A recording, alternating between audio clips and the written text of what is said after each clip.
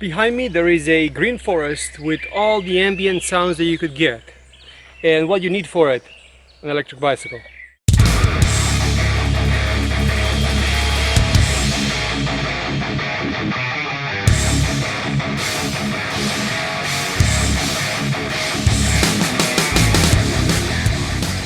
There are two types of bicycles in this world. There is the hub motors, which are in the wheel, and then there are mid-drive motors, which are around the pedals. Each one rides differently, each one gives you the power differently. This is not the first bike I ever had, electric, but this is the one that I've decided to try after I've been riding a hub motor for a while. So come closer, let's look at it. Let's see what's going on. If you are a pro, this video is not for you. This is for the other 95% out there that want to buy a bicycle and go and ride without being miserable.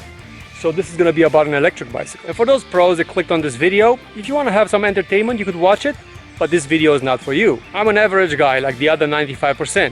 Got myself a little bit of a belly during this quarantine and I want to come out and enjoy the forest. But even the smallest hill becomes the biggest challenge. And I had electric bicycles before, but this time I bought a mid-drive. And this video, it's about the mid-drive bicycles. Before we go any further, I am a motorcycle rider. So therefore, I'm not expecting this to be a motorcycle because an electric bicycle will never be. But they are fun in their own way. If you want to go to a place where motorcycles are not allowed, like this forest, this is the only way that you could take the trail in a motorized way. What is a mid-drive motor, mid-drive powered electric bicycle, and how it differs from a hub motor, which I had before? You have a motor over here, which is attached directly to your pedals, and it's driving your pedals when you're applying power to your pedals. It does not have a throttle. Very few models do. The hub motors are located in the hub of the motor. There is a big disc that you have around here with the motor built in, and because of that, they drive a little bit differently.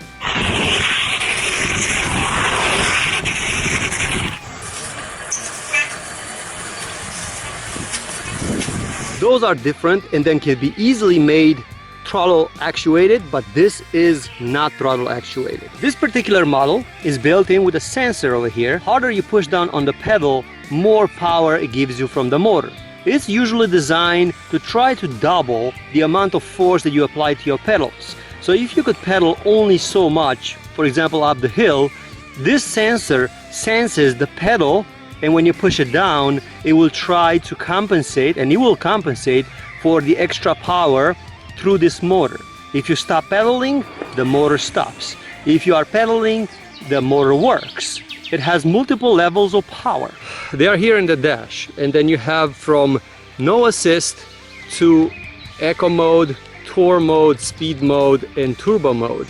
Now each one gives you a little bit more kick when you are pushing the pedals, but you do have to push the pedals. This bicycle is not for the lazy, and I know some people think that just because you have a motor, you are lazy. But this bicycle is not, because it can only double the amount of force that you're applying to the pedals.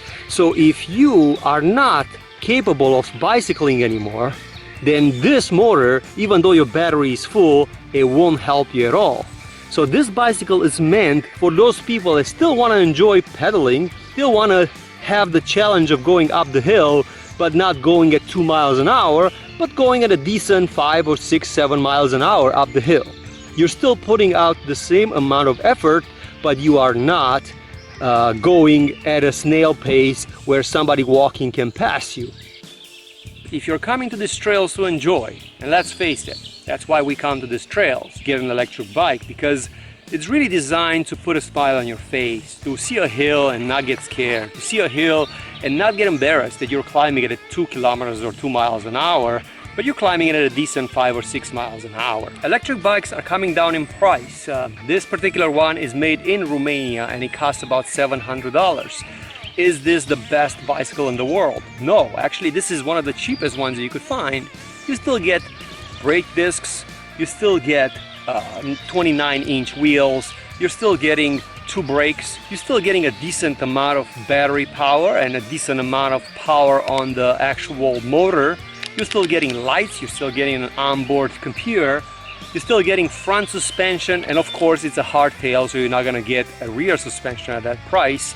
but for $600 or $700, electric bicycles are in reach. So why wouldn't you spend more? Why would you just spend $700 when there are $8,000 bicycles out there?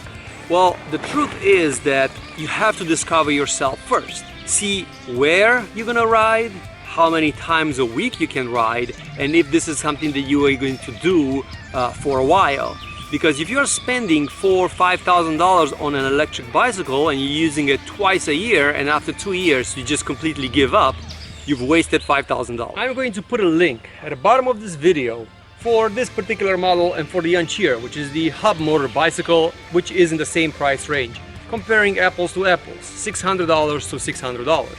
And after you watch this video, maybe you will be able to easily decide between, do I want a hub motor or do I want a mid-drive? So I'm going to go into more in detail videos as far as what are the huge differences between hub motors and mid-drive. I'm going to start splitting the hair literally and tell you a couple of scenarios where hub motor or mid-drive it's better.